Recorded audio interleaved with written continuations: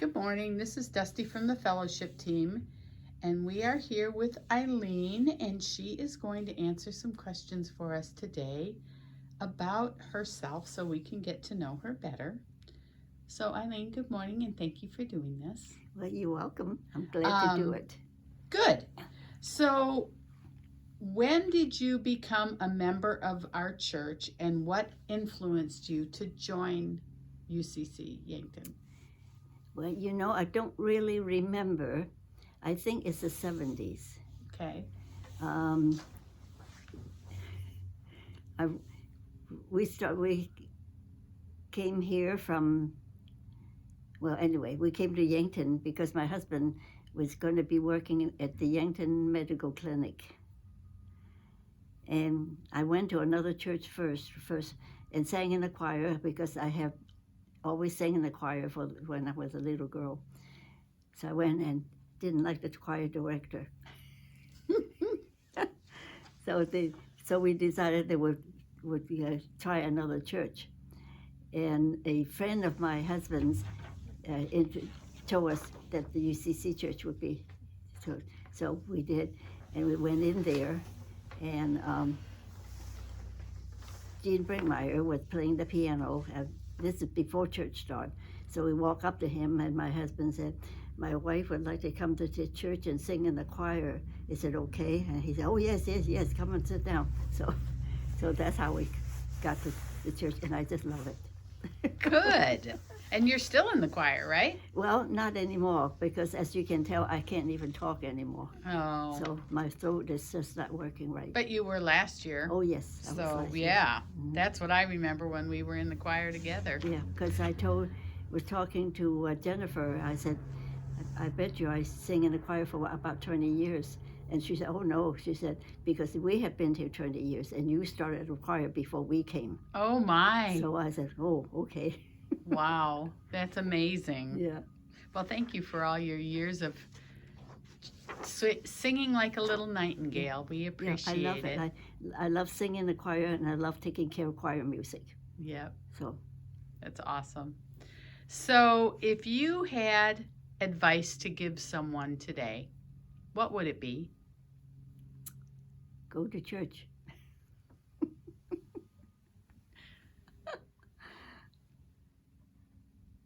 Yeah, I don't know. Just have no idea, because you just have to do what you like to do, but think of doing it for other people to make them happy, and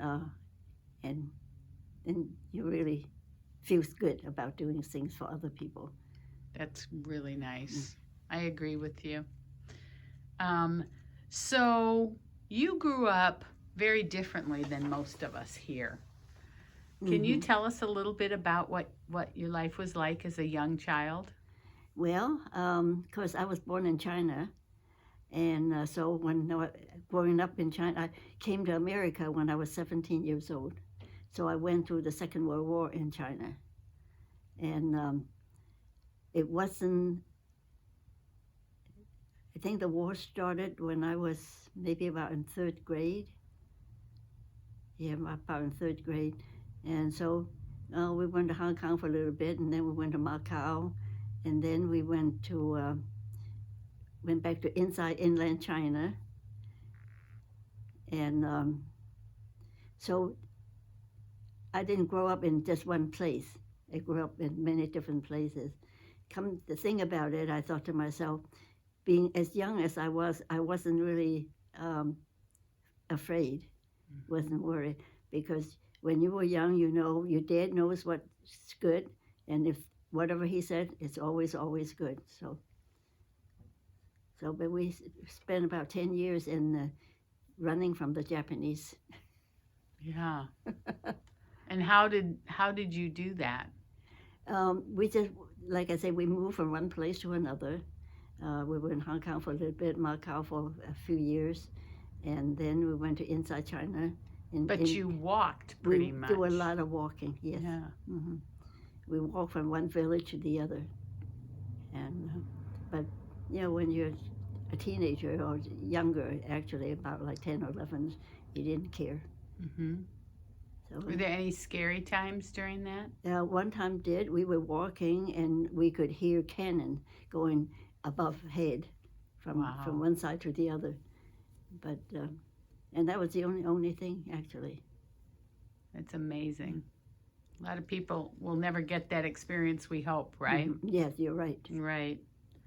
So this is kind of another subject. What time of year is your favorite time of year? Ah, well, I was going to say probably December, except that it's cold here in December. And I kind of like the spring because then I can work outside. Oh, you like to garden? Yes, I do. Hmm. Cool. Has it always been the spring your favorite? I don't remember. It's just here in Yankton since I came to Yankton. And December is nice because my birthday is in December and Christmas is in December. So. And how old were you on your birthday this year? 96. 96. Uh-huh. And you still do a lot of volunteer activities, right? Yes. What all do you do? Well, at the center, I work I lead line dancing at the center, and then once a month they let me work in the kitchen for them, and of course then I have the banquet that I started the very first day, the banquet. So now last night they were talking about it and said that has been going on for 24 years. So I've been working there for 24 years. Wow. And of course before I used to, when I was singing in the choir, I used to take care of the choir music. So that's great. Just stay involved, right? Mm-hmm, mm-hmm. So what was your first job? My first job is in Pennsylvania. I got my degree there at the University of Pennsylvania, and after that I worked in the university, and I did for 10 years. I did cancer research. Wow. So what was your degree in? Medical microbiology. And what did your husband do? He's an MD. Yeah. That's great. What was your favorite job that you ever did? Well, after I came to Yankton, I started working for Dr. Sawi, and I like that. I really enjoy working for him. And I didn't come to say I don't know how many years. I don't know how many years I've worked for him. 20 years maybe. I don't know. But anyway, he's a urologist, Mm-hmm. and I work for him, and that was very good. How many people were in your college classes? How many women? My college classes, I don't really know. A lot, a few? Was it common for women to go to college then? Yes, because this was here in America. Okay. Yeah. Mm-hmm. Would you have had those opportunities if you had lived back in China? Probably so, because my father teach Okay. in colleges. Okay. So I'm sure that even if I'm in China, I'll be going to college. Okay. So what is something surprising about you that not a lot of people know? Surprising that I'm from China. Mm-hmm. I think it's a surprise. Yeah. And that I'm half Chinese, because most people say, "Oh no, you're not," and I say, "Oh yes, I am." Right. Do you speak Chinese? Any Chinese? Yes. Yeah. Can you say hello to us in Chinese? 你好嘛? Ah. Yeah. And that means how are you? Okay. So how did you meet your husband? We were in Philadelphia, and next door to my home was the sorority house. And my husband at that time was going with a girl from the sorority, and you can't get in until after 5 o'clock. So if he's there early, he would sit in our porch, and my mother would come out and they visit with each other. Then his girlfriend, I think is either her father or her mother wasn't doing well, so she left school and went back home to take care of them. And so that's how I got to know my husband. Mm-hmm. And so eventually we started going together, and that's how I met him. Oh my! Well, that's cool. Were both your parents Chinese? No, No. my mother's from Philadelphia. Okay. Wow. So how did your parents meet? Do you know?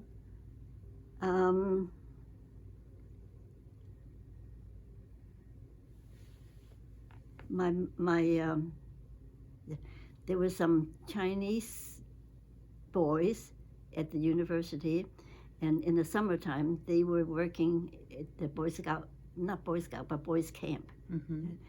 And so they got to know these boys, and they happened to be in Philadelphia, so that by the time they got back, they were living in Philadelphia, so they got to know the boy's mother. And so that's... Now, your family went back to China then? No. Okay. We stayed here. Okay. Yeah. Cool. So, is there something that you used to have in your life that you don't have today that you wish you had? I don't think so. No. Yeah. What's been the most useful thing to you recently that you've acquired, that you have now, that you didn't have? Recently? Like in the last, say, 10 years? Having my grandkids. Okay, yeah. They're very helpful to you, aren't yes, they? Yes, they are. They're wonderful. So, do you remember anything about your grandparents' lives? Not really. Because on my father's side, my grandfather lived in Hong Kong, Mm-hmm. and we weren't in Hong Kong. We were in Canton, and so I only see him once in a while. But I always remember that at the end of his life, he was always laying in bed smoking. Oh. What did he do? Do you know? Yes, he's a merchant. Okay. So he has businesses in Hong Kong and in Philippines. So Wow. yeah, he's a merchant, and he's quite wealthy. Wow. It's amazing. So, did you get to spend time with your grandmother at all? Yes. Now you have to know that when my grandfather has 5 wives, Oh, but then in China that's one wife, and then all the others are concubines. okay. And so the one that I know the best is number 5, the very last one, because then all the other ones were gone. So she was around. So during the war, when Japanese were coming to town, we left, and she went with us. So she is always my grandma. Okay. So I really remember she was very, very nice. So, did these women all live in the same house or Yes. different? Okay. Yes. Mm-hmm. Yeah, my grandfather, as I said, was very wealthy, and he built a big house, 4 stories high, and each one is 2 apartments besides each other. So each one of the wives had an apartment, or some of the sons have an apartment, and then he built a house next to that, and that was my father's house. Wow. How many, did you have any siblings, brothers or Yeah, sisters? I have two brothers. Where are they now? They're both gone. Oh, I'm sorry. Did they come here to Philadelphia with you? Yes, they did. They did. In fact, both of them came to America when we came. We all came together. Good. Yeah, they're both gone. Did they stay in the Philadelphia area, your brothers? Yes. Okay. Mm-hmm. Were they doctors also? No, No. no. One of them, I can't even remember what they do. Yeah. One brother was, they both have college degrees, so they work in different fields. I don't remember. My mind is not working very well anymore. I think it's working perfectly. I can't remember a lot of things. Well, it's good to have it recorded though, so that your grandkids can see it. I wish I had that for my grandparents. I don't know much about my grandparents, but it's really nice to know what was going on. You had mentioned one time that you escaped in a boat from somewhere. Can you tell me a little bit about that? Yeah, that was going from Macau back into inland China. And we went on a boat, and we were actually running on people, I mean, they're rowboats. They're not engine rowboats. And we were on the edge of the ocean going across, this was, let's say, from Macau. My mother didn't go with us, but we did. And it was what is it called? With the Japanese boat, you can see the Japanese gunboat in the ocean, and we were going on the side. And it's a boat that has, I can't think of the name of it, but anyway, we were down in the hall. You were hiding. We were hiding. Well, the boat is not for people. It's for what is it called? They have merchant boat. Okay. Sorry. Okay. So we were down where the boat was empty. It was going from, and a Chinese guy, who was working for the Japanese, came over to our boat and said that they wanted to see what was in the hole down the bottom. And the guy there said, now you're Chinese and I'm Chinese. I told you there's nothing down there. If you don't believe me, I'll throw you in the water right now and let you drown. So the guy said, okay, and he left. But see, we were down there. Mm-hmm. So were there you and other families? No, or just my two brother and my grandmother. Okay. Wow. And a cousin. So. That's pretty scary. Yeah, now that is one thing that really was scary. And then you met up with your parents back? And my father was already in China already, so he met us when we got off the boat and got to where he was doing.